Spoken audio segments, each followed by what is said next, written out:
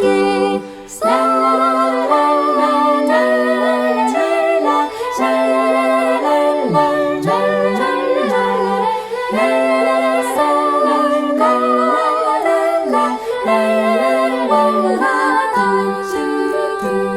안녕하십니까? 참 행복한 안식일입니다. 전도서 11장 7절 말씀입니다. 빛은 실로 아름다운 것이라. 오늘도 아름다운 빛 주셔서 하나님 주신 아름다운 것들 보게 하시니 감사합니다. 아름다운 빛으로 우리 각 걸음들 인도하시고 아름다운 빛 말씀 안에 그리고 아름다운 빛 되신 예수님 안에 살게 하시니 정말 감사합니다. 235장 샛별과 같은 성경 주옵소서 찬미하시겠습니다.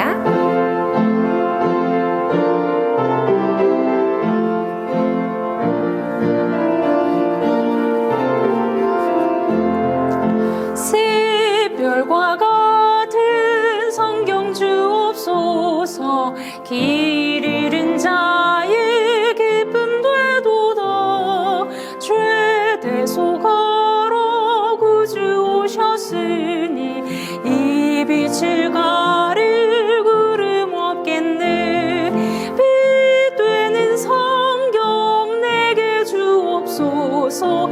이 빛은 나의 인도자로다. 이 어두운 세상 살아가는 동안 이 성경 내게 교훈 되도다. 마음 상할 때에 성경 주옵소서. 근심과 죄로 마음이 슬프나 이 귀한 말씀 내게 주시옵소서. 임박한 재림 전케 하소서. 빛 되는 성경 내게 주옵소서. 이 빛은 나의 인도자로다. 이 어두운 세상 살아가는 동안 이 성경 내게 교훈 되도다. 길 인도하는 성경 주옵소서. 이 땅의 위험 풍파많으나 이 등불 비춰 어둠 물리치며 평안히 가게 하여 주소서. 빛 되는 성경 내게 주옵소서. 이 빛은 나의 인도자로다.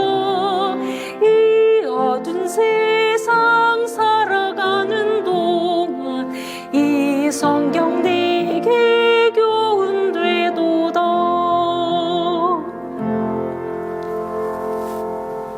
다음 찬미는 629장 주의 사랑 비칠 때에 함께 찬미하시겠습니다.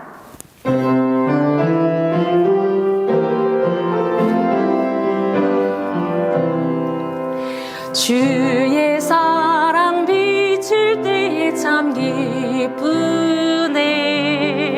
근심 걱정 물러가니 참 기쁘네. 기도하게 하시며 모든 인심 물리죠. 주의 사랑 비치니 참 기쁘네.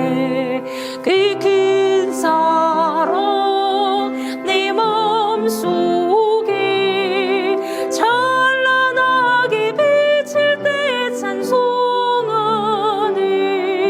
그 큰 사랑 내 마음속에 화평함과 기쁨 주네. 그 큰 사랑 주의 사랑 비칠 때에 이 세상은 아름답고 유쾌하게 다 뛰노네. 화평 중에 내 영혼 영광스런 새 생명 다시 찾게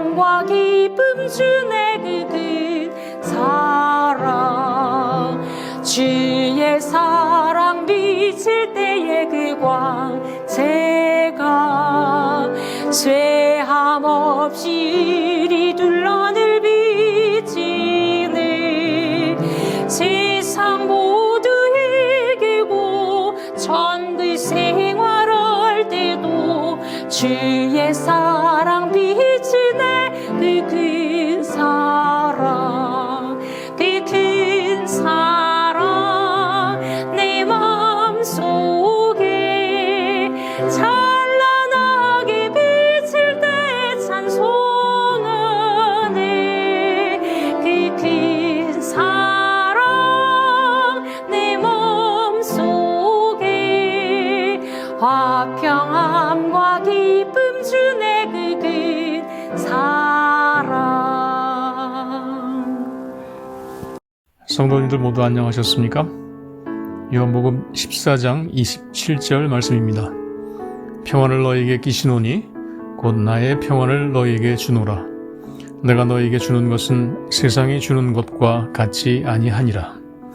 너희는 마음에 근심하지도 말고 두려워하지도 말라.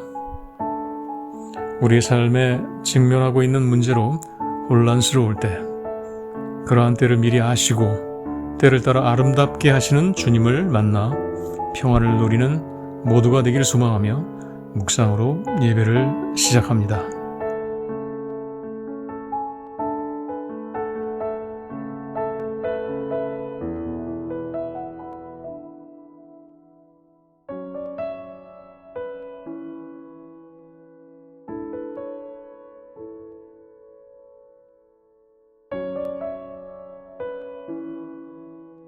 첫 찬미 성도요 찬양에 다 같이 힘차게 참여하시겠습니다.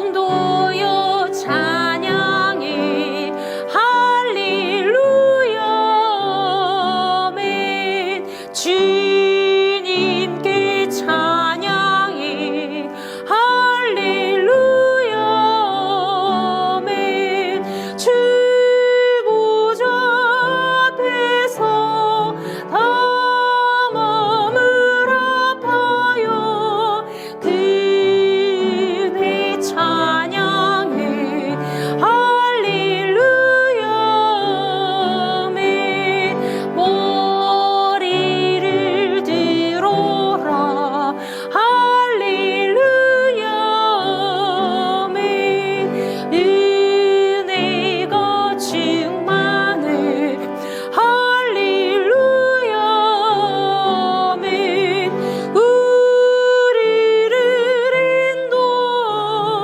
친구가 되신 주 그 사랑 찬양해 할렐루야 아멘 주님을 찬양해 할렐루야 아멘 생명을 주셨네 할렐루야 아멘 찬란한 집에서 주 함께 살면서 영원히 찬양해 할렐루야 아멘.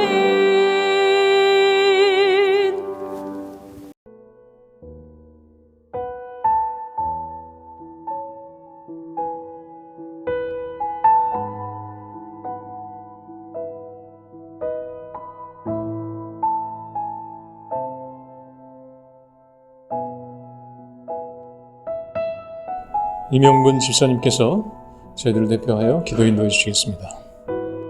사랑의 하나님, 복되고 즐거운 이 안식일 저희들과 사이에 표징으로 삼아주시고 하나님께만 찬송 기도드리며 영광 돌리게 하여 주신 은혜 감사드립니다. 목사님께서 들려주실 하늘 복음을 저희들 심령에 심어주시고 생각해 기록하게 하시어 생명의 양식을 얻으려 하나님 앞으로 가까이 나갈 때 우리의 생각과 뜻과 의지를 더욱 굳세게 할 힘을 하늘로부터 얻게 하시어 십자가의 보혈과 고난의 발자취를 따르는 사랑과 봉사의 순종으로 참된 제자 되기 원할 때 충성과 헌신으로 종된 사명을 다하여 믿음의 열매 맺는 의를 얻는 거룩한 예배로 신령과 전심을 다하는 우리 모두의 심령의 갈구를 채워주실 때 성령 충만함이 차고 넘치는 간절한 예배로 은혜 베푸소서. 드리는 헌금에 축복 주시며 사명의 발걸음에 오직 전진하게 하소서. 은혜 많으신 주 예수님 이름으로 기도드립니다. 아멘.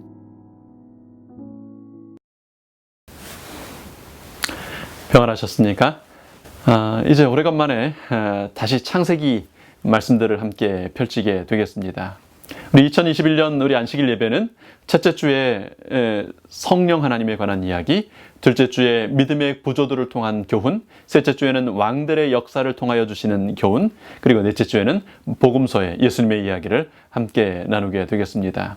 금요일 저녁에는요, 우리 어제 저녁에 시작했죠? 요한계시록 연구를 함께 또 오래 하게 했습니다.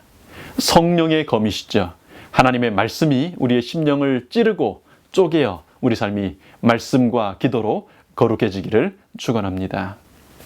오늘은 이제 창세기로 돌아와서요. 창세기 34장 야곱의 딸 디나가 세겜에서 겪었던 일들과 그 어라비 시므온과 레위의 죄를 통하여 주신 교훈을 디나와 세겜의 교훈, 유혹과 은혜라는 제목으로 함께 묵상하겠습니다.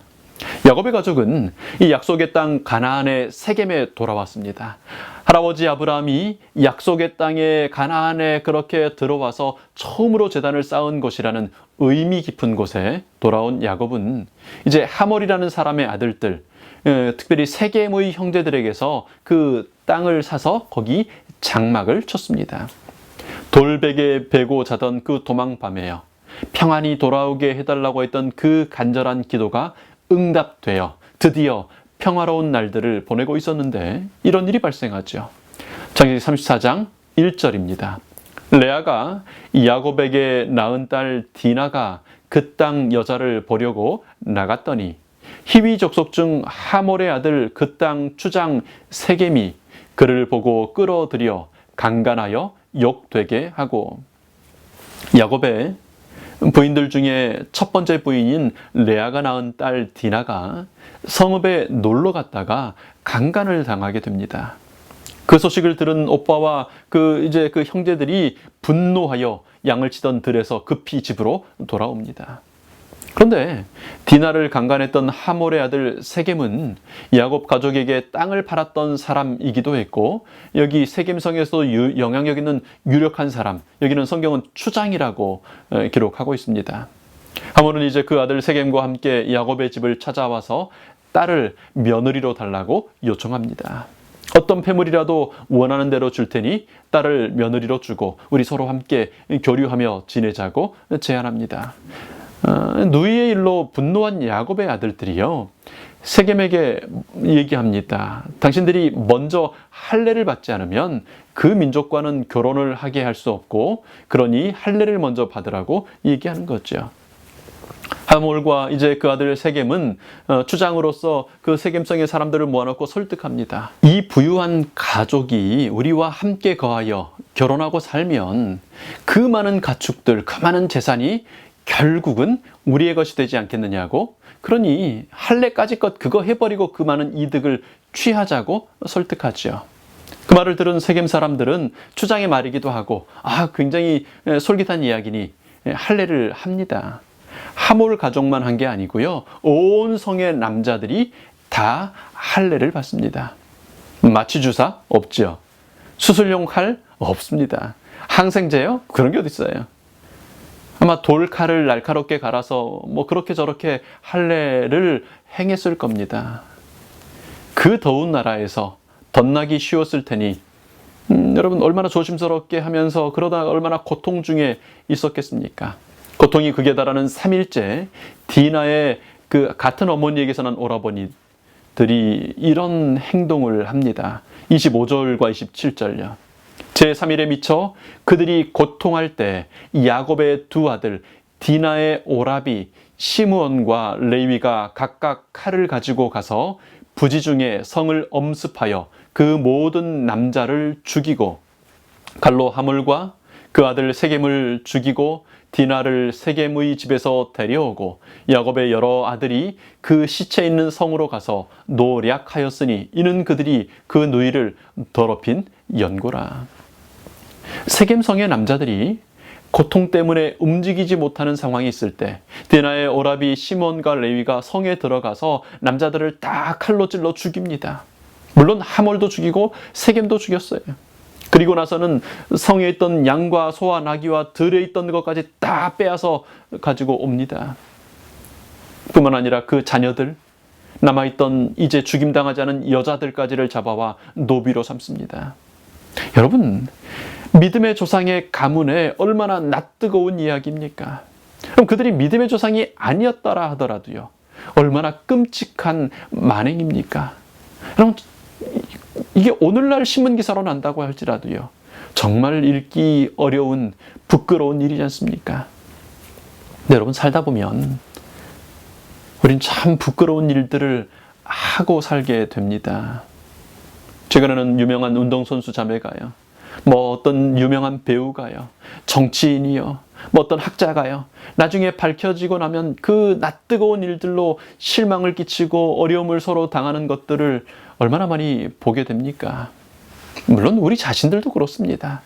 만약에 누군가가 우리의 생활과 우리의 생각들을 적나라하게 다 밝힌다면 여러분, 우리 이렇게 멀쩡하게 서로 웃어가면서 얼굴 대하고 살기 참 힘들 겁니다. 가늠하던 여자를 현장에서 잡아와서 그 여자를 정죄하던 사람들을 예수님은 그들의 죄를 땅바닥에 새기셨죠. 여러분, 우리의 죄가 그렇게 기록된 책이 공개된다면 우리가 어떻게 고개 들고 살겠습니까? 그런데요, 죄가 그렇게 부끄러운 거, 그렇게 못된 것이고 나쁜 것이라는 것을 아는데 왜 그런 죄들을 짓게 되는 걸까요? 여러분, 왜 우리 삶에는 그런 부끄러움들이 그렇게 많습니까? 트리거라는 게 있습니다. 영어로 해서 좀 복잡한데 그냥 방아쇠예요. 총의 방아쇠를 뜻하는 사격 용어인데요, 작고 힘이 별로 없는 그냥 아주 단순하게 생긴 방아쇠를 손가락 하나의 힘으로 살짝 누르면요, 살짝 누르면 엄청난 힘과 속력으로 탄알이 날아갑니다. 사람을 죽이고 벽을 뚫고 그렇게 하지요. 이렇게 그것 자체에는 특별한 큰 힘이 없지만 그것으로 인하여 엄청난 후속작용이 일어나게 하는 것을 이 트리거라고 비유해서 말합니다. 여러분, 우리 삶에 죄의 트리거는 어떤 것일까요? 여러분, 어떤 것 때문에 우리는 죄를 짓게 됩니까? 손가락이 방아쇠를 누르는 힘과 속도를 보면서 총알의 힘, 파괴력이나 속도를 생각할 수 있는 사람은 사실 없을 겁니다. 만약에 여러분, 직접 내 손가락으로 상대방을 그렇게 찔러서 죽이라고 한다면 어지간하면 다 그렇게 못할 겁니다. 그런데 내 손 안에 있는 작은 트리거 살짝 당기는 건 아주 쉽게 할 수 있거든요. 어렵지 않게 해요. 우리도 그것이 그렇게 큰 문제가 되는 죄라는 것을 알면 많은 죄들을 그렇게 하지는 않았을 겁니다. 그런데 문제는 죄는 늘 그렇게 시작되지 않는다고 하는 겁니다. 만약에 하와가요, 자신이 선악과 한 입 배에 먹어보는 것이 예수님을 죽게 하는 것이고 자기의 후손들 그 전 인류가 이렇게 고통당하게 하는 것이라는 것을 알았다면 여러분, 절대 그렇게 하지 않았을 겁니다. 불행하게도요, 죄는 죄 있는 그 자체 실체의 모습대로 다가오지 않고 아주 작은 트리거로 다가옵니다. 세겜성의 모든 남자들이 죽임을 당했습니다. 여자들은 남편을 잃게 되었어요. 자녀들은 부모를 잃게 되었습니다. 노예가 되었습니다. 그것 때문에 야곱의 아들들은 이득을 얻었다고 착각했겠지만 그것은 믿음의 조상들의 가문에 씻기 어려운 죄로 오늘까지도 남아있는 것입니다. 이 모든 고통과 죄의 시작은요, 아주 작은 트리거에 있었습니다. 이 고통스러운 창세기 34장의 이 역사의 이야기는 이렇게 시작되죠. 창세기 34장 1절 말씀 다시 보시죠. 레아가 이 야곱에게 낳은 딸 디나가 그 땅 여자를 보러 갔더니, 디나가 그 땅 여자를 보러 갔습니다. 아니 무슨 그 땅 남자들을 만나려고 무슨 뭐 그렇게 불순하게 그렇게 간 게 아니고요. 그냥 뭐하러 갔을까요? 디나는 부모님과 가족을 따라 오랜 세월 동안 유목민의 생활을 하는 중이었죠. 황량한 벌판에 텐트 치고 살면서 이동하는 생활을 해왔습니다. 태어날 때는 그렇지 않았을 거예요. 외할아버지 집에서 꽤 그래도 도시 생활을 했을지 모르겠습니다. 그런데 이제 오래간만에 도시 문명 속에 사는 사람들을 보니 좋은 겁니다. 와, 눈이 띄어는 거예요. 그럼 제가 서울에 있을 때 보면, 한국에 있으면 미국에서 오는 선교사, 캐나다에서 오는 선교사, 뉴질랜드에서 오는 선교사, 혹은 영어 교사, 이 소위 말하는 이분들이 와가지고 아주 만족해하는 것 중에 하나가 서울이 주는 도시 문화입니다. 많은 분들이 서울에 있고 싶다고 지원을 해요. 역사적인 고궁들이 즐비하죠. 대학로에 가면 소극장들이 있고 온 것들이 얼마나 많습니까? 한강변에 가면요. 아무튼 참 볼 게 많습니다. 촬영만 되면 새벽 3시, 4시, 5시 해 뜰 때까지도요. 환한 대낮 같은 곳들이 많습니다. 서울시가 제공하는 서울 야간 관광 가이드에 58곳의 야간 명소가 소개되어 있습니다. 어떤 친구가 보니까 놀고 또 놀다가 어느 날 병원에서 연락이 왔어요. 누구 아시냐? 안다. 쓰러졌다고. 너무 놀다가 체력이 방진된 거예요. 조용한 시골에 살다가 도시의 매력은 특별히 젊은이들에게는 깨떨치기 어려운 매력이죠. 디나가요. 그냥 호기심이 생겼어요. 되게 좋아 보였어요.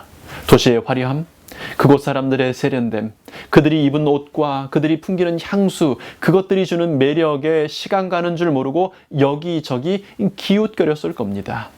아버지 집에서 배우던 신앙의 규율, 검소하고 단순한 삶 같은 건 잠시 잊어버리고요. 화려함이, 아름다움이 디나의 눈을 사로잡았습니다. 흥미로운 유혹이었고요. 시간 가는 줄 모르고 그렇게 바라보게 하는 재미나는 유혹이었습니다. 여러분, 그것이 당장 디나의 영혼을 파괴하거나 그것 때문에 하나님을 향한 신앙을 떠나게 하는 그런 것은 아니었습니다. 분명히 아니었을 거예요. 작은 것이었어요. 트리거였죠. 방아쇠 하나 담기는 거였습니다. 사람의 삶 속에 다가오는 유혹들은 늘 그렇습니다. 여러분, 디나가 오빠들이 사로잡아온 여자들, 그 아이들 만났을 때요. 얼마나 놀랐을까요? 자신이 호기로운 눈으로 바라보던 선망의 대상들이 되었던 그 아름다운 여자들이 사로잡힌 노예로 두려움에 떨면서 공포에 그리고 분노에 떨면서 자기 집에 가득 그렇게 와 있는 모습을 보면서 얼마나 후회하겠을까요? 그렇게 되기를 바라는 것이 절대 아니었지 않습니까? 여러분, 우리가 유혹을 마주할 때 반드시 기억해야 할 것이 있습니다. 나의 의도는 그것이 아닐지라도 죄는 우리의 소박한 마음 그대로 두지 않습니다. 에덴 동산의 하와도 그랬고요. 세겜성의 디나도요. 다 그럴 마음은 아니었습니다. 여러분, 그러니 죄의 유혹을 대할 때 나의 의도가 중요한 것이 아님을 기억하시기 바랍니다. 내가 그런 의도는 아니었다라고 아무리 얘기해도, 아무리 그게 사실이라 할지라도 죄가 가져오는 파괴력을 우리가 변명할 수는 없는 것입니다. 마음이 중요하다고 하죠. 네, 그럴 겁니다. 그러나 마음은 순간순간 변하는 것이고요. 더 큰 문제는 나의 마음과 상관없이 내가 통제할 수 없는 상황이라는 것이 늘 마음을 앞서간다는 것입니다.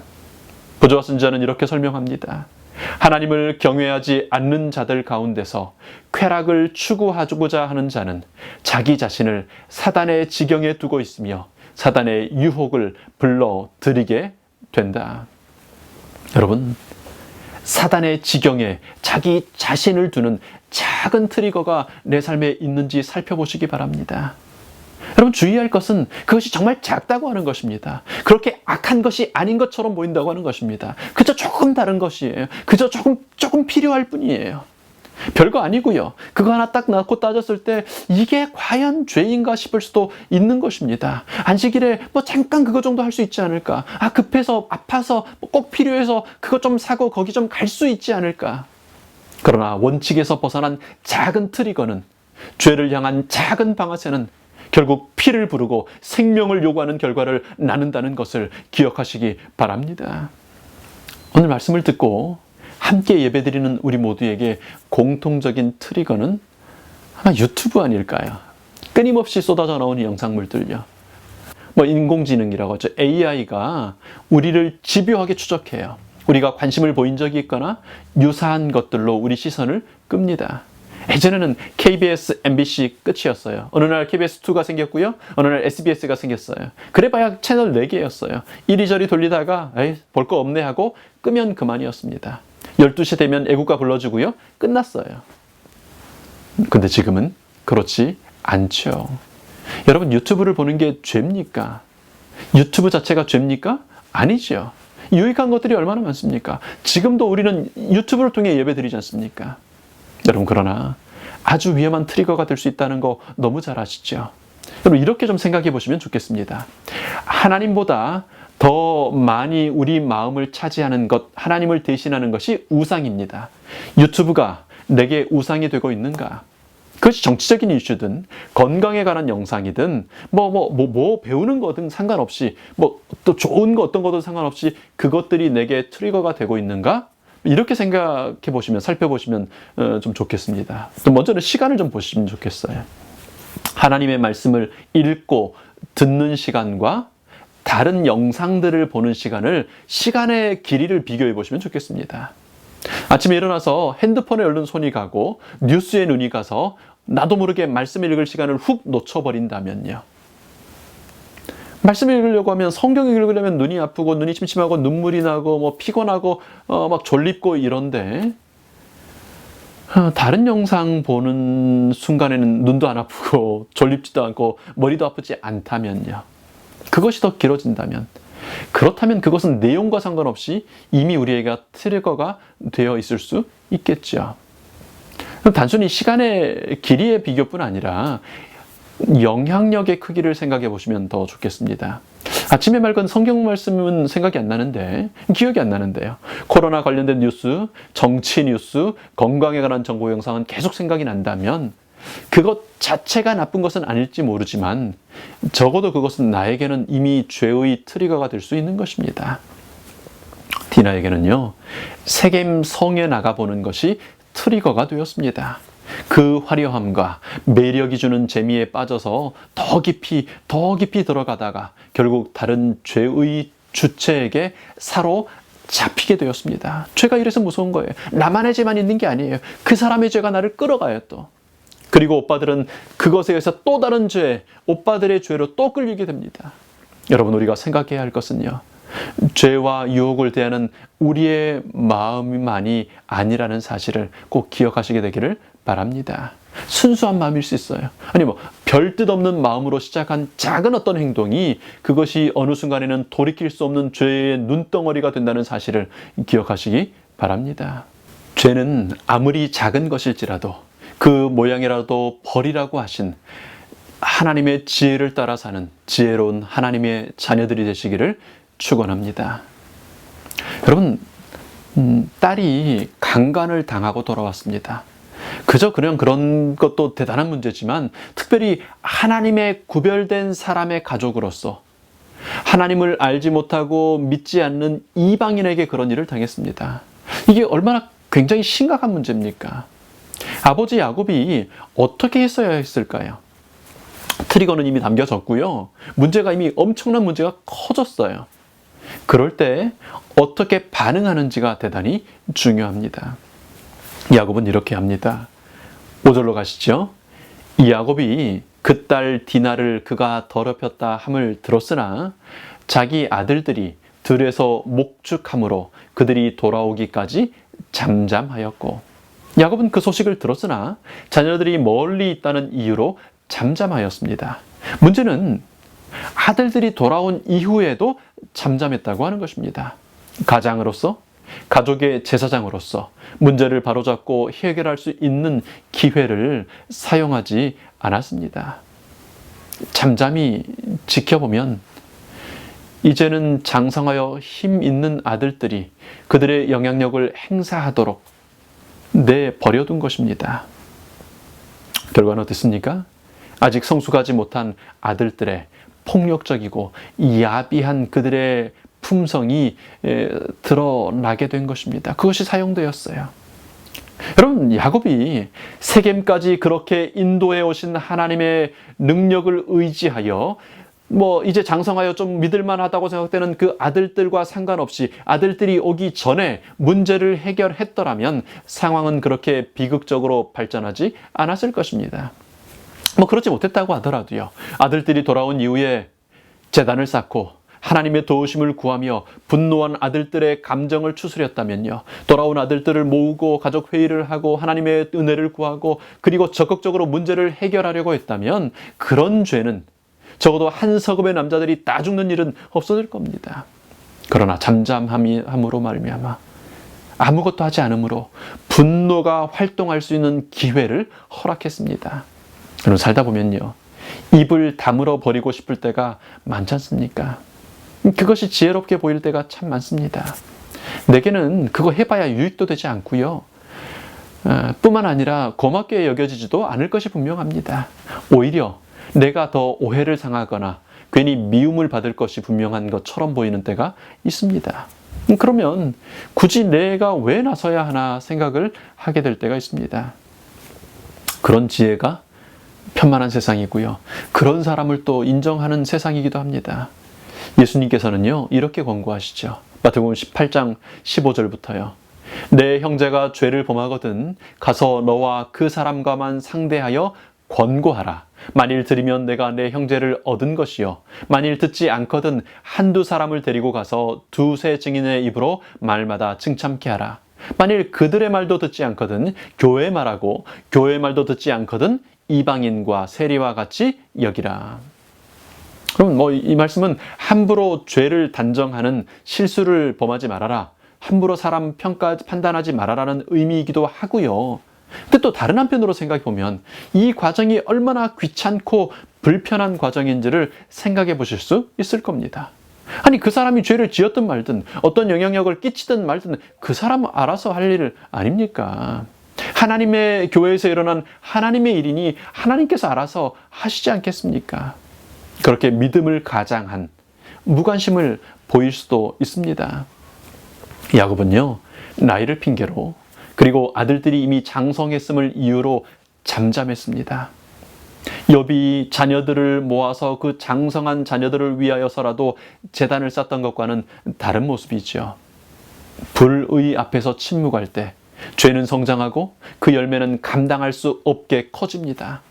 여러분, 죄의 문제가 발견되거든 예수님께서 주신 지혜대로 조심스럽게 그러나 단호하게 여러분의 음성을 바라게 되시기를 바랍니다. 여러분, 나의 삶 속에 있는 죄를 깨닫게 성령께서 그렇게 우리를 깨우치시거든 잠잠하지 마시기 바랍니다. 내 가족에게서요, 혹은 내게 맡겨주신, 내게 위탁된 이웃들, 영혼들의 삶 속에서 드러나는 불의가 있거든 지혜로운 방법으로 침묵하지 않게 되기를 바랍니다.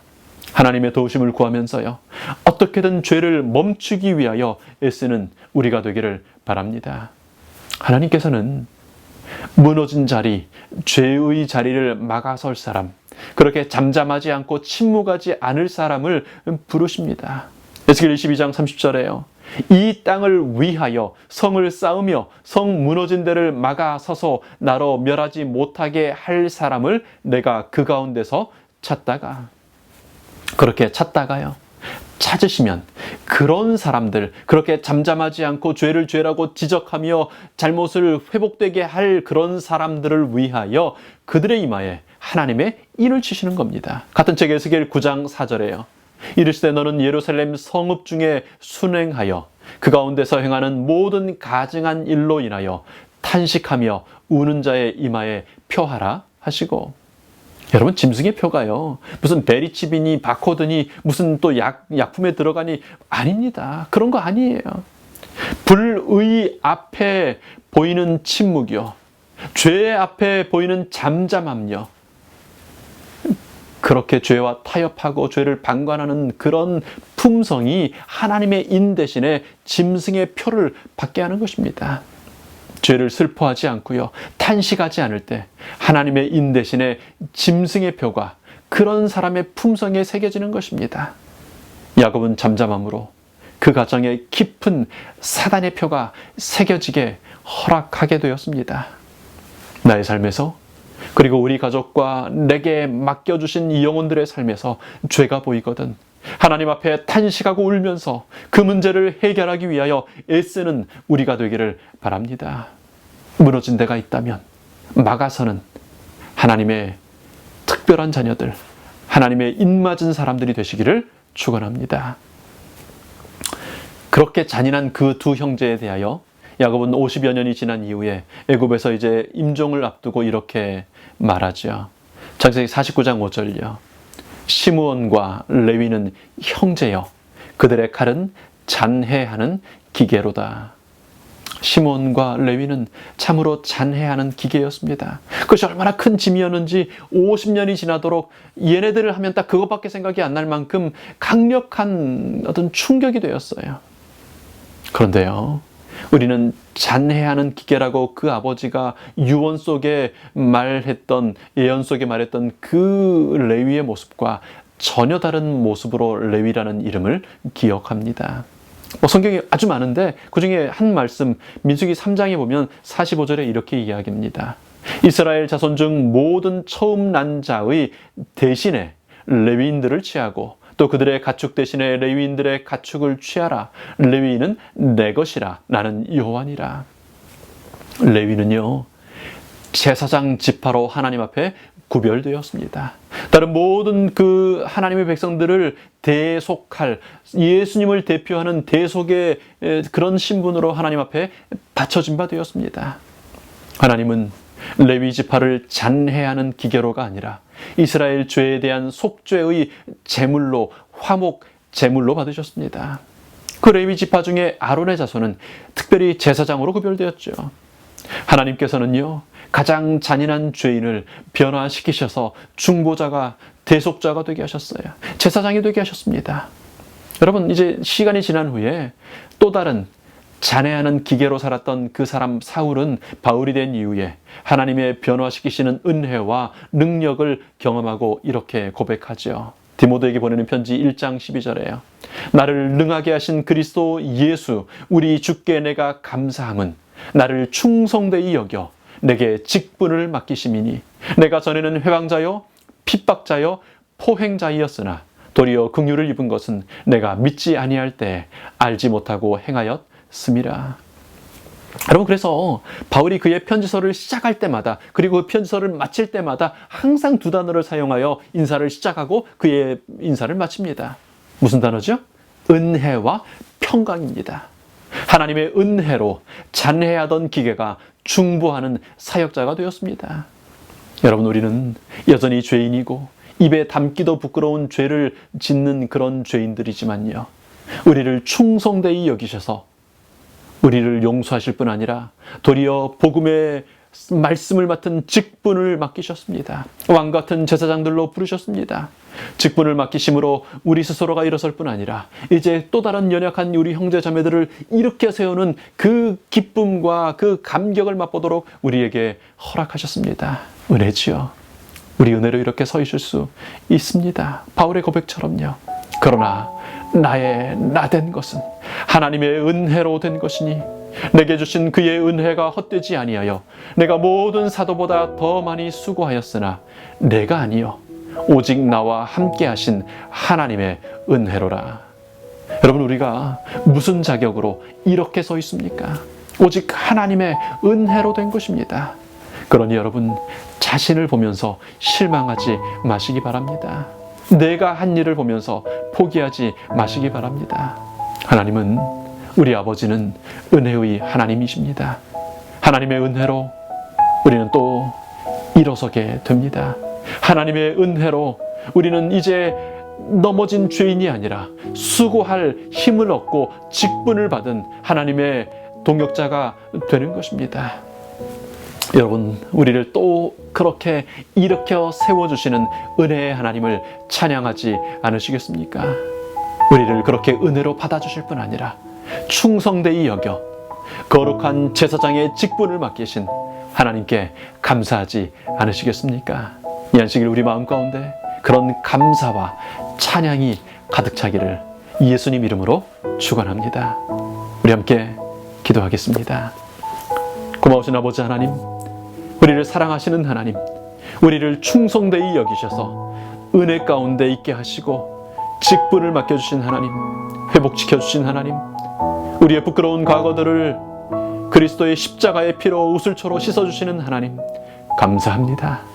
이제 저희들 그렇게 특별히 사랑받는 존재들인 것을 기억하게 하시고, 이제는 저희들만을 위하여 사는 저희들이 아니라 잠잠하고 침묵하는 사람들로 사는 것이 아니라 죄의 트리거에 끌려다니는 존재들이 아니라 그렇게 끌려다니며 죄의 홍수 속에 사는 이 세상의 많은 사람들을 위하여 봉사하며 섬기는 예수님과 동역하는 하나님의 사람들, 새 천사의 사명 가진 사람들이 되도록 인도하여 주시옵소서. 주께서 이미 그렇게 저희를 부르셨사오니 이제 저희들 그렇게 살기를 원합니다.